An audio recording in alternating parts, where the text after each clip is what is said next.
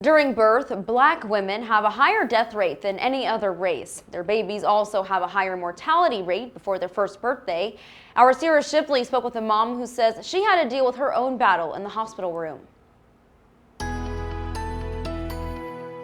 Alexandra Price has 2 daughters and each time felt doctors were more or less checking boxes than listening to her needs. Baylor Scott and White Hillcrest is working diligently to understand the disparities in Black births and how they can be the change to an ongoing problem. You might consider Alexandra Price a pro at being a mom. You're enough. You are enough, but you should demand more.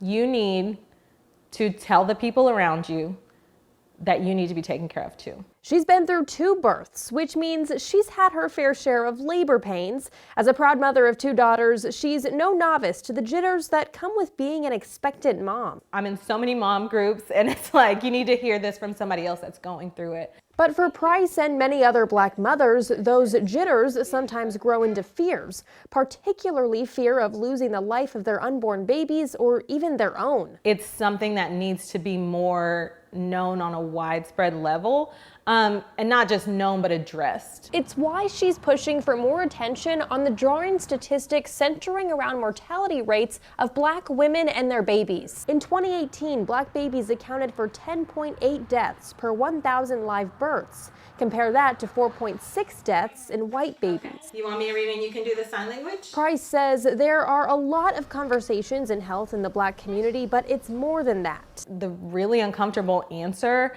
is that a lot of times it just boils down to you're treated differently. Baylor Scott and White Hillcrest is trying to change that narrative. Empowering them to be owners of their health care. Director of Nursing for Women's and Children's at Baylor Scott and White, Amanda TRUELOVE, says medical issues aren't picking and choosing who to affect. If their blood pressure is 160 over 90, the brain does not care.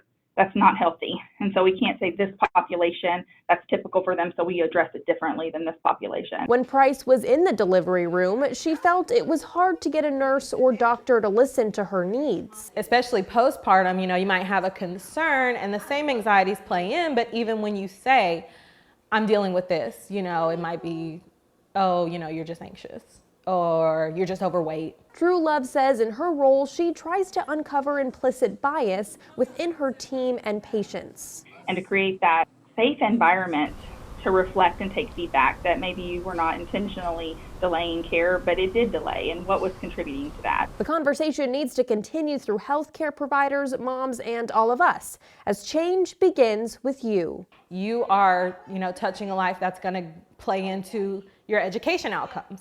That's going to play into your long-term health outcomes. There's a lot of things that grow from this. And so we definitely need to make sure that Black moms and babies are delivered safely, cared for safely after birth, and that they live on to have healthy, happy lives as Americans. I mean, that's the American dream, right? Price is a part of a steering committee at the Family Health Center in which she will help take initiatives after listening to community members and using their stories to help pave the way for future practices and outcomes. In Waco, CIERRA Shipley, 25 News.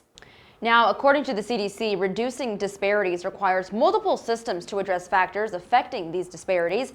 They say hospitals and healthcare systems should implement standardized protocols and quality improvement initiatives. It's also important for them to address implicit bias in healthcare that would likely improve patient-provider interactions, health communications, and health outcomes.